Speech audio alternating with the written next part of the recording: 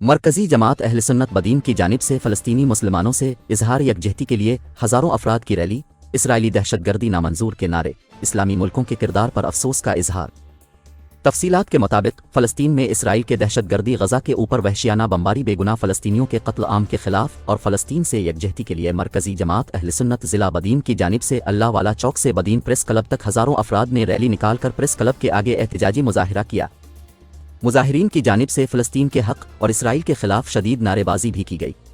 مظاہرین نے خطاب کرتے ہوئے مرکزی جماعت اہل سنت سندھ کے ترجمان علامہ حبیب اللہ نعیمی نے کہا کہ غزہ کھنڈر بن چکا ہے پر مذمتی بیان سے آگے نہیں بڑھے۔ انہوں نے کہا کہ افسوس کا مقام ہے کہ امریکہ اور دیگر انسانی حقوق کے نام پر نہاد علمبردار ملک فلسطین میں اسرائیلی دہشت گردی پر اپنی آنکھیں بند کر کے بیٹھے ہوئے ہیں۔ انہوں نے مطالبہ کیا کہ اسلامی دنیا کے ساتھ ساتھ اقوام متحدہ کو بھی فلسطین کی نسل کشی اور قتل عام کا سلسلہ بند کروانا چاہیے۔ علامہ مفتی شریف سعیدی نے خطاب کرتے ہوئے کہا کہ 57 اسلامک ملکوں کے رہنماؤں اور سپہ سالاروں کی خاموشی نے ثابت کیا ہے کہ اسلامی ملک غلامی کی زنجیروں میں جکڑا ہوا ہے۔ آج فلسطین کی زمین امت مسلمہ کو پکار رہی ہے۔